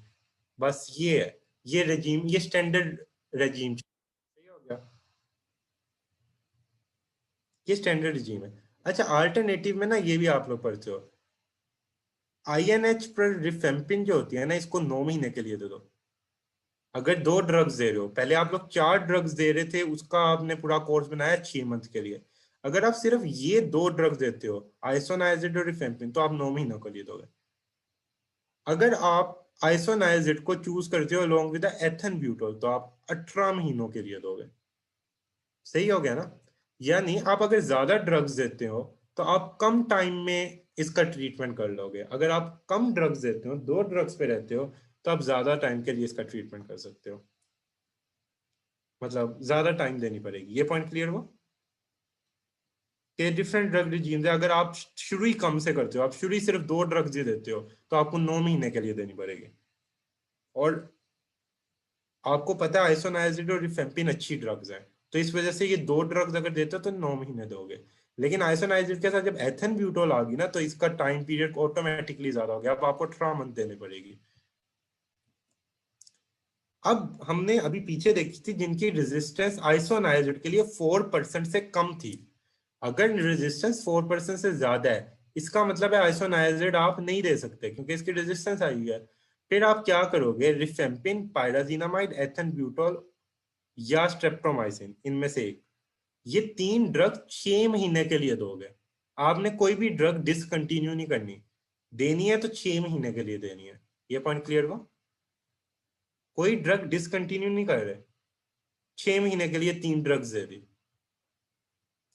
पहले होता था ना, पहले आप लोगों ने पढ़ा था कि पहले 3 ड्रग्स देनी है 2 महीने के लिए, और 2 महीने बाद 2 ड्रग्स पे स्विच हो जाना है। लेकिन अगर कोई पेशेंट है उसमें आइसोनाइजिड की रेजिस्टेंस आ गई है, आप उसको आइसोनाइजिड नहीं दे सकते, आइसोनाइजिड नहीं दे सकते। आप उसको ड्रग रेजिम में एक रिफेम्पिन दे रहे हो फॉर एग्जांपल, आपने साथ उसको पायराजिनामाइड दे दिया है, साथ आपने उसको एथन ब्यूटल और स्ट्रेप्टोमाइसिन दे दिया। अब आपने उसको 3 ड्रग्स दे दिए। ये 3 ड्रग्स आप लोग उसको कितने महीने के लिए दोगे? 6 मंथ के लिए। अब वो 6 मंथ ये ड्रग्स यूज करेगा। सही हो गया? अब उसने 6 महीने के लिए तीनों ड्रग्स यूज करनी है, अगर वो आइसोनाइजिड से रेजिस्टेंट है। Now this point is clear to you people? If the person is resistant to isoniazid, then you will give 3 drugs, and you will give 3 drugs for the 6 month. अब next आ जाता है MDR, multi drug resistance. अब वो बंदा आइसोनायाजिड से भी resistance है, रिफेम्पिन से भी रेजिस्टेंस है। अब मुझे बताएं, आइसोन और रिफेम्पिन ये सबसे इंपॉर्टेंट है। ड्रग रिजीम इज सबसे important question of this chapter. इस साल का एससीक्यू भी है, इसको तो भूल के भी नहीं सोच छोड़ना। ये तो अच्छे से याद करना है। This is one of the most important question. अब मुझे बताएं, सबसे बेस्ट ड्रग कौन सी होती है टीबी की? एक बार मैं आपको रिवाइज करवा देता हूँ, टेंशन ना लें। सबसे इंपॉर्टेंट ड्रग्स कौन सी होती है? आइसोनायाजिड और रिफेम्पिन होती है ना। आइसोनायाजिड उसके बाद रिफेम्पिसिन होती है। अब देखें, अब जब ये एमडीआर रेजिस्टेंस हो, दोनों ड्रग से रेजिस्टेंस आ रही हो, सही हो गया, फिर हम क्या करते हैं? ट्रीट करते हैं 3 और मोर ड्रग्स के साथ 18 महीनों के लिए, 18 मंथ्स के लिए। अब हम वन बाय वन डिस्कस करते हैं कि किस तरह से हमने कौन सी ड्रग कब दी। सही हो गया? अभी मैं बताता हूँ। अब हम खोलने लगे हैं व्हाइट बोर्ड। रेजिस्टेंस का आप लोग एंटीबायोटिक सेंसिटिविटी टेस्ट करते हो। रेजिस्टेंस का आप लोग एंटीबायोटिक सेंसिटिविटी टेस्ट करते हो, माइक्रोबायोलॉजी में पढ़ोगे। एंटीबायोटिक सेंसिटिविटी टेस्ट से एंटीबायोटिक्स की सेंसिटिविटी देखी जाती है कि ये कितना ज्यादा बैक्टीरिया के खिलाफ इफेक्टिव है कि नहीं है। सही हो गया ना? बैक्टीरिया का कल्चर प्रिपेयर करते हो और फिर उसमें एंटीबायोटिक लगा देते हो, तो अगर बैक्टीरिया उसे मर रहे हैं, इसका मतलब है वो इफेक्टिव है। अगर बैक्टीरिया की कॉलोनी को कोई मसला नहीं हो रहा, बैक्टीरिया जैसे मोर्टीन है, अगर आप कमरे में मोर्टीन की स्प्रे कर दो और पानी की स्प्रे कर दो, सही है ना? अगर आपको कोई पानी की स्प्रे दे दे एक मोर्टीन में डाल के, एक में मोर्टीन डाल दे, और वो कहे बताओ कि कौन सा इफेक्टिव है, आप मोर्टीन की स्प्रे करोगे तो मच्छर मर जाएंगे, आप पानी की स्प्रे करोगे तो मच्छर नहीं मरेंगे। इसी तरह क्या कल्चर लगा लिया जाता है बैक्टीरिया का। बैक्टीरिया कहाँ से लेंगे? जिस पर्सन को टीबी है उसका स्पूटम लेंगे, उसके स्पूटम में बैक्टीरिया होंगे। जिस पर्सन को टीबी है उसका स्पूटम लेंगे, उसके स्पूटम में बैक्टीरिया होंगे। आप लोग पहले ड्रग दे देते हो, अगर वो ड्रग कंप्लायंस ना दिखा रही हो तब आप लोग चेक करते हो रेजिस्टेंस। पहले भी कर सकते हो, जरूरी नहीं है, पहले भी कर सकते हो। आप लोगों ने कभी आज तक एंटीबायोटिक सेंसिटिविटी टेस्ट देखा नहीं है? कि कभी कोई रिपोर्ट नहीं देखी जिसपे लिखा होता हो सिप्रोफ्लॉक्सासिन रेजिस्टेंस, एजिथ्रोमाइसिन रेजिस्टेंस, फिर पेनिसिलिन रेजिस्टेंट? कोई इतनी इंटरनेट पे रिपोर्ट्स घूम रही होती है जिसपे इस तरह लिखा होता है हर मेडिसिन से रेजिस्टेंस, वो एंटीबायोटिक सेंसिटिविटी टेस्ट होता है। अब कल्चर प्रिपेयर करते हो, इसमें बैक्टीरिया होते हैं, इधर एंटीबायोटिक की डिस्क रख दी जाती है, यानी एंटीबायोटिक रख दी जाती है। अब ये फॉर एग्जांपल बैक्टीरिया है। अब मुझे बताएं, अगर बैक्टीरिया सेंसिटिव होगा एंटीबायोटिक से, तो साथ वाला जो ये बैक्टीरिया है ये खत्म हो जाएगा कि नहीं होगा अगर सेंसिटिव होगा?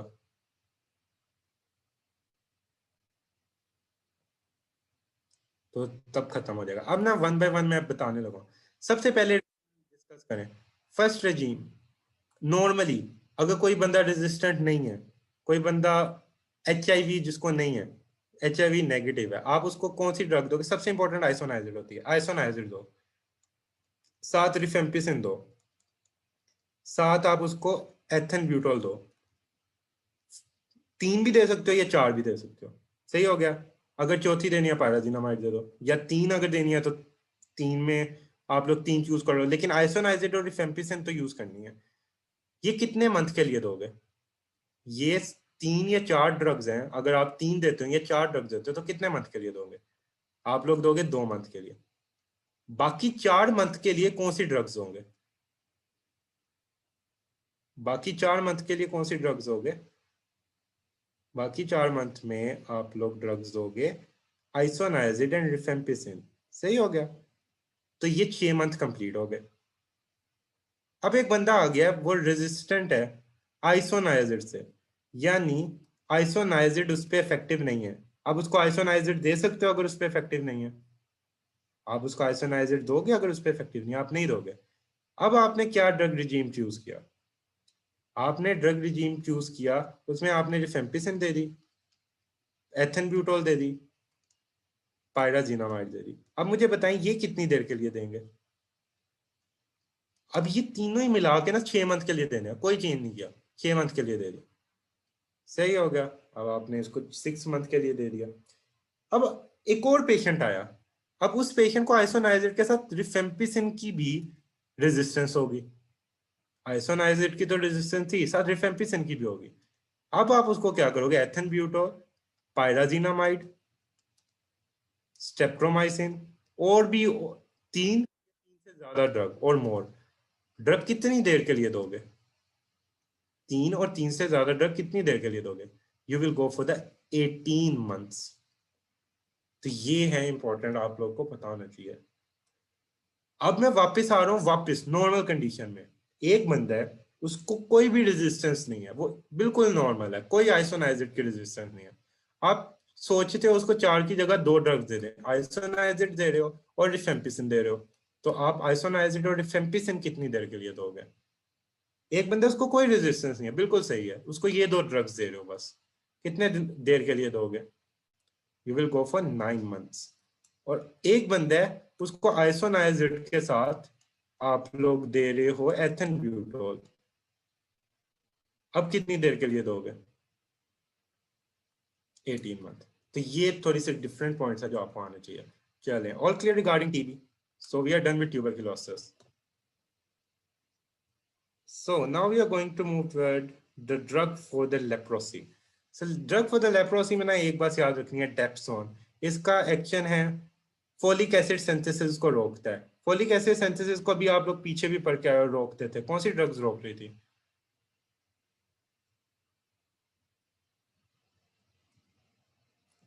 कौन सी ड्रग्स रोकती थी फोलिक एसिड सिंथेसिस? सल्फोनामाइड आप लोग पढ़ के आए हो, और आप लोग उसके साथ ट्राइमेथोप्रिम पढ़ के आए हो, सही है। डेप्सोन का एक्शन भी फोलिक एसिड सिंथेसिस रोकना है। ये रिफेम्पिन और क्लोफेजिन, इसमें कोई गलती है, क्लोफेजामिन होती है आई थिंक, एम आएगा यहाँ पे। इसके साथ देते हो, इनका रेजीम बनाते हो, और ये ट्रीट करती है माइकोबैक्टीरियम लेप्री के लिए। सही हो गया ना, इसका क्लिनिकल यूज है माइकोबैक्टीरियम लेप्री। इसकी टॉक्सिसिटी आप लोग याद कर लो, toxicity GI disturbance, fever, skin reaction, methaemoglobinaemia and haemolysis. ये दो एमसीक्यूज क्वेश्चन है, इन टॉक्सिसिटीज को जितने मर्जी टिक मार लो। डेप्सोन का पूछा जाता है, इसका पूरा क्लिनिकल प्रेजेंट किया जाता है, पेशेंट एक्सेट्रा, उसमें G6PD डेफिशिएंसी पूछना चाह रहे होते हैं और मेथमोग्लोबिनीमिया पूछना चाह रहे होते हैं। तो ये पॉइंट क्लियर हो गया। ये डेप्सोन आपने याद करनी है, बाकी आपने ये पूरा चैप्टर अच्छे से याद करना होता है। सही हो गया ना, छोटा सा 3 पेजों का तो चैप्टर है, बल्कि 2 पेजेस है पूरे चैप्टर में, आपको सब कुछ आना चाहिए, लेकिन जो इंपॉर्टेंट है उसमें। और डेप्सोन आधे पेज पे लिखा हुआ, हाफ पेज है टोटल। तो आप लोगों ने ये याद रखना है, methemoglobin, hemolysis and G6PD deficiency patient, and you should know about the mechanism of action and the toxicity. तो up to here you people are clear कि डेप्सोन के साथ आप रिफेम्पिसिन दोगे और साथ क्लोफेजामिन, ये ड्रग दोगे for the treatment of Mycobacterium leprosy के ट्रीटमेंट के लिए। डेप्सोन का mechanism of action folic acid की सिंथेसिस रोकना, इसका टॉक्सिसिटी में सबसे इंपॉर्टेंट मेथमोग्लोबिनिया एंड G6PD डेफिशिएंसी। यहां तक क्लियर है? बस अब ये वाली drug then we will go for the poll. और अच्छा, लेप्रोसी क्या? लेप्रोसी ना एक डिजीज है जो कि कोज करवाता है माइकोबैक्टीरियम लेप्रे। माइकोबैक्टीरियम लेप्रे के चैप्टर में पढ़ोगे। इसकी भी आगे 2 टाइप्स होती है, आप लोग पढ़ोगे ट्यूबरकुलोइड लेप्रोसी एक पढ़ते होते हो, और एक पढ़ोगे लेप्री लेप्रोसी। ये फर्दर होती है कि कितनी ज्यादा सीवियर है, और इसमें नर्व डैमेज होने के बड़ा खतरा होते हैं। और उसके अलावा जो एक्सोन पेरिफेरल नर्व्स होती है, पेरिफेरल पार्ट होता है, और स्किन के, आप लोग इसको बड़ा डिटेल में पढ़ते हो माइक्रोबायोलॉजी में, इसके चैप्टर पे है, तो वहां पे आप लोगों ने इसको रीड करना है। It is a very wonderful disease, यानी इसके ये फैलने का भी खतरा होता है, खास तौर पे इसकी जो सीवियर फॉर्म होती है। और इसकी सीवियर फॉर्म होना तो लायन लाइक फेस हो जाता है। इसकी सीवियर फॉर्म हो जाए तो जिस पर्सन को आता है ना, उसका लायन लाइक फेस हो जाता है। और लेप्रोसी वाले पेशेंट का यानी फेस थोड़ा इतना अजीब हो जाता है कि लोग थोड़ा डरने लग जाते हैं। इनकी जो नर्व एंडिंग्स होती है ना फेस की, वो डैमेज होंगी। जब नर्व एंडिंग्स डैमेज होती है ना, तो जो स्किन होती है वो अंदर को थोड़ी सी चल जाती है उन जगहों पे। अगर किसी जगह पे इनर्वेशन फॉर एग्जांपल नहीं है, तो उधर से वो थोड़ी अंदर को जाएगी। आप लोग देखोगे इसकी प्रेजेंटेशन, वो पेशेंट आप लोग अगर कोई देखो ना, तो थोड़ा लायन लाइक फेस बन जाता है उसका। तो it is a very bad disease, like किसी को ना ही हो। नेक्स्ट है drug for the atypical mycobacteria. तो drug for the atypical mycobacterial infection. अब ये एटिपिकल माइकोबैक्टीरियल इन्फेक्शन में ना 2-3 बातें मैंने बतानी है, आपने इनको याद रखना है। एटिपिकल माइकोबैक्टीरियम ने ना कब निकलना है? जब एड्स होना है, बहुत कॉमन तब निकलना है। एड्स में क्यों ये बाहर आएगी? ये एड्स में क्यों बाहर आएगी, क्यों निकलेगी? क्योंकि एड्स के जो पेशेंट होते हैं they are immuno compromise, so AIDS में ये आती है। इसकी 2 चीजें आपने याद रखनी है, one is a prophylaxis and the other one is a prophylaxis and the other is a treatment. Prophylaxis में एजिथ्रोमाइसिन या क्लेरिथ्रोमाइसिन यूज होती है। अच्छा, इसका एमसीक्यूज में ना, मैं एक पॉइंट है अभी नहीं बताऊंगा, एमसीक्यू जब आएगा उसमें बताऊंगा, तो देखते हैं आप लोगों को वो पॉइंट पता है कि नहीं, फिर मैं उधर एक्सप्लेन करूंगा। क्लेरिथ्रोमाइसिन या एजिथ्रोमाइसिन यूज होती है। सही हो गया? अब विद और विदाउट रिफाब्यूटिन, ये है फॉर द प्रोफाइलैक्सिस, यानी आप अकेले भी दे सकते हो इनमें से कोई एक ड्रग, और साथ रिफाब्यूटिन को भी कंबाइन कर सकते हो, मर्जी है। और ये यूजुअली तब हमारे पास देनी होती है जब 50 पर माइक्रोलीटर CD4 सेल काउंट कम हो जाए। CD4 हेल्पर सेल्स होते हैं, आप लोगों ने पढ़ा होगा कि हेल्पर सेल्स कम हो जाते हैं in case of the HIV, in AIDS. अगर ट्रीटमेंट हो, ट्रीटमेंट में फिर आप लोग इजिथ्रोमाइसिन क्लिथ्रोमाइसिन तो दोगे ही दोगे, साथ आप क्या करोगे, एथन ब्यूटोल एंड रिफाब्यूटिन दे दोगे। सही हो गया ना? प्रोफाइलैक्सिस में आपने अकेली ये देनी है, या क्लिथ्रो दे देनी है, या इजिथ्रो देनी है। अगर बहुत ज्यादा और आपने ऐड करना है ना, तो आप रिफाब्यूटिन ऐड कर देते हो। लेकिन जब ट्रीटमेंट होगा तो फिर आपने क्लिथ्रो या इजिथ्रो विच इज अ मैक्रोलाइड, वो देना है along with the ethambutol and rifabutin. ये पॉइंट क्लियर हो गया आप लोग को? अब मैं आप लोग को यहाँ पे व्हाइट बोर्ड पे जल्दी से बता देता हूँ। एक बंदा आता है प्रोफाइल एक्सिस के लिए, बताएं प्रोफाइल एक्सिस के लिए नॉर्मली क्या देंगे? या तो क्लेथ्रोमाइसिन देंगे या आप लोग एजिथ्रोमाइसिन देंगे और azithromycin for the profile axis. अगर इसके साथ कोई ड्रग ऐड करनी हो प्रोफाइल एक्सिस में तो कौन सी ऐड करेंगे ड्रग? प्रोफाइल एक्सिस में हमने मैक्रोलाइड दे दी, अगर ऐड करनी हो साथ कौन सी ड्रग ऐड करेंगे? रिफाब्यूटिन ऐड कर देंगे। सही हो गया। अब आ गया ट्रीटमेंट के लिए। ट्रीटमेंट के लिए हमने मैक्रोलाइड दे दी, मैक्रोलाइड के साथ हम कौन कौन सी ड्रग देंगे? ट्रीटमेंट में हम मैक्रोलाइड के साथ कौन सी ड्रग देंगे? रिफाब्यूटिन एंड एथेन ब्यूटोल। सही हो गया। उसके साथ हम ये ड्रग देंगे। तो ये भी पॉइंट क्लियर हो गया। So this is all about today's lecture. और अब आपको मैं एमसीक्यूज दिखाऊंगा। पहले इससे मैं अगली स्लाइड देख लूं, कोई और स्लाइड तो नहीं पड़ी? नहीं, आप लोगों ने एक बार पढ़ लेंगे। अच्छा, पोल क्रिएट करूंगा, आप लोगों ने पोल के आंसर्स करने हैं, then we will see and we will discuss the poll. चले, मुझे बताइए चैप्टर कैसा लगा? This is one of the most अच्छा chapter, interesting chapter and important chapter. Prof में बहुत पूछा जाता है ये चैप्टर। ये मैंने स्पेशल एटिपिकल से डाले हैं क्वेश्चंस।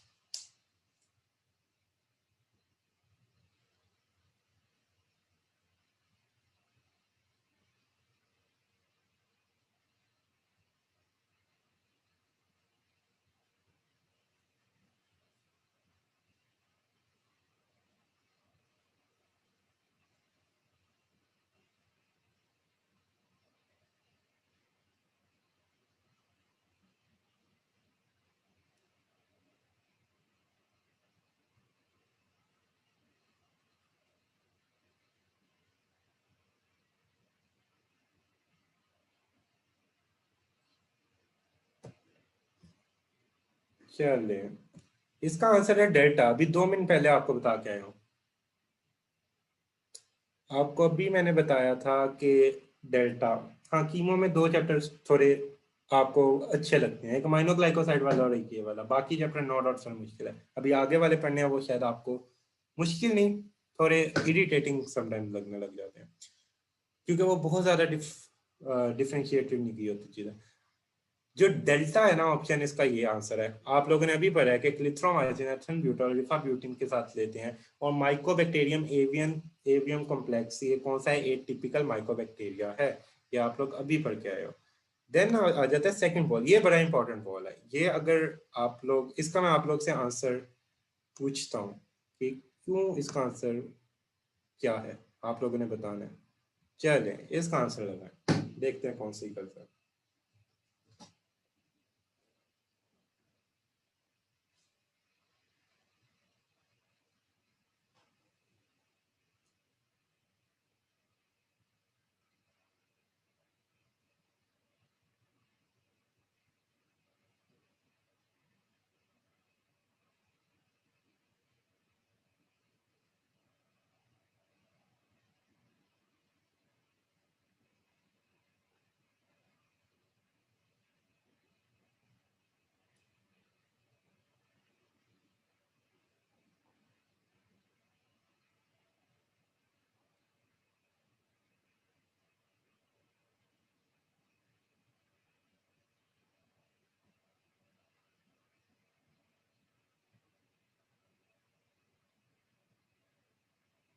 रोट ऑफ कंपटीशन इस एमसीक्यूज का गया।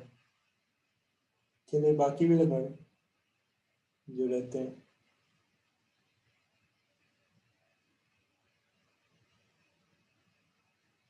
चलिए, ये बोलना इस टाइम टाइप एंड हो गया। आधो ने कुछ नहीं लगाया एजिथ्रोमाइसिन, कुछ नहीं लगाया रिफाब्यूटिन। अच्छा, प्रोफाइल एक्सिस में तो मैंने आपको बताया या एजिथ्रोमाइसिन यूज होता है मेनली, या क्लिथ्रो होता है। अगर और ऐड करना हो तब रिफाब्यूटिन ऐड करते हैं, लेकिन एजिथ्रो या क्लिथ्रोमाइसिन होता है, यानी ए या बी। तो ऑप्शन ए आंसर होना चाहिए या बी होना चाहिए? और ए होना चाहिए तो क्यों ए है, अगर बी होना चाहिए तो क्यों बी है? इसका कोई मुझे आंसर सोच के बताए। इसके लिए क्या आपको सोचना पड़ेगा, आप क्वेश्चन गौर से पढ़ें। इस क्वेश्चन में क्या कीवर्ड है, what is the key word of this question?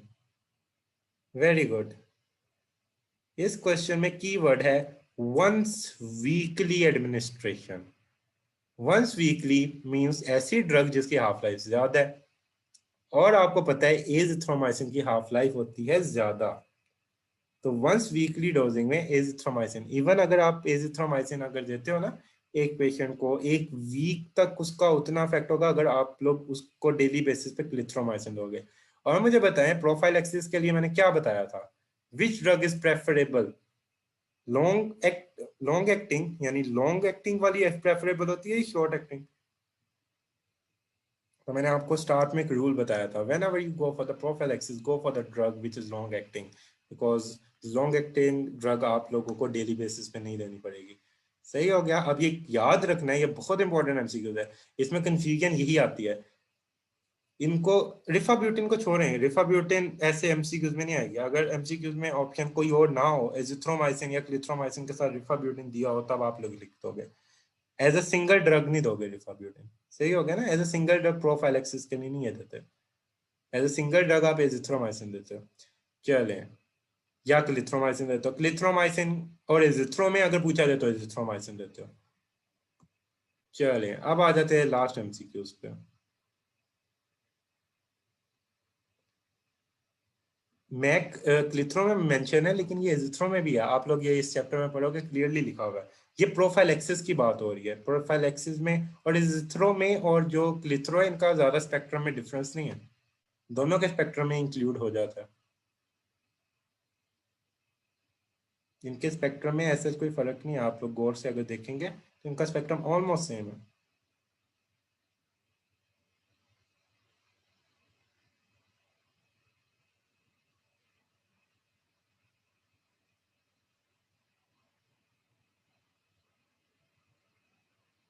ये वाला आंसर ना आप लोगों को मैं बताता हूँ आप लोगों ने कैसे देना है। ये आंसर आप लोगों ने देना है बाकी ऑप्शंस को एक्सक्लूड करके, जो आपको आंसर नहीं पता, बाकी आंसर्स को एक्सक्लूड करें।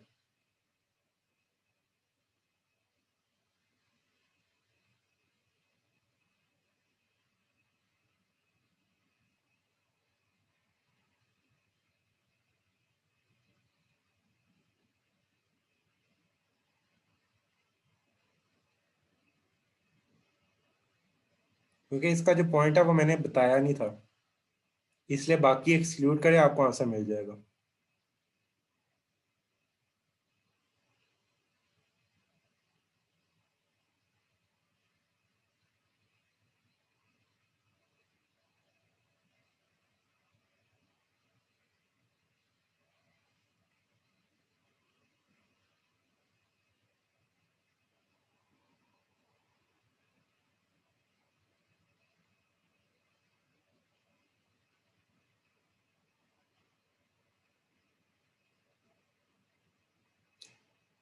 चलें, इसका राइट आंसर है ऑप्शन ई।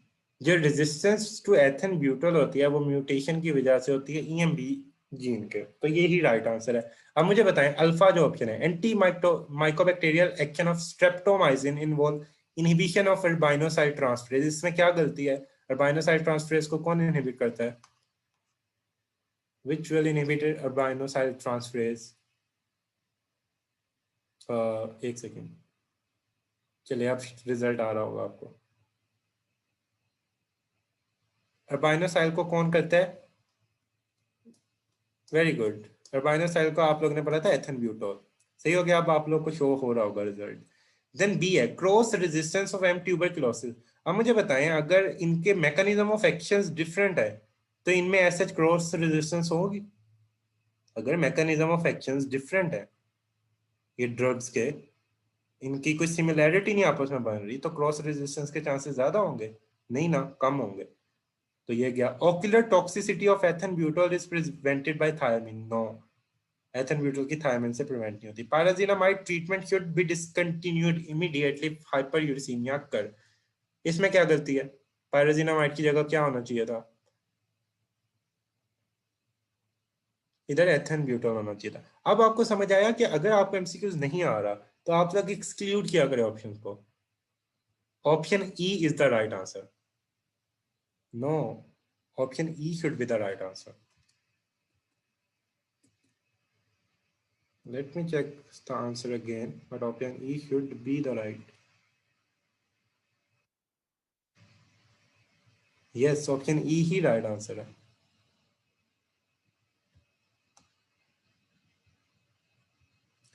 चलिए अब मुझे बताएं कि आज का लेक्चर समझ आ गया. नो नो, हाइपर यूरिसीमिया जो मेनली कॉज करता है वो कौन करता है? एथन ब्यूटॉल. ये इसमें कंफ्यूजन होती है.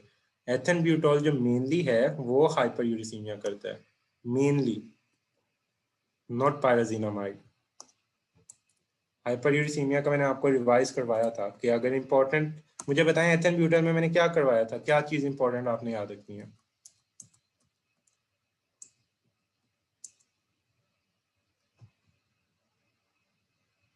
मैंने दो चीजें कही थी. मैंने कहा था ऑप्टिक याद रखना और हाइपरयूरिसीमिया याद रखना है. तो मैंने इसलिए कहा था क्योंकि ये एमसीक्यूज में आते होते हैं. तो ये दोनों बहुत इंपॉर्टेंट है.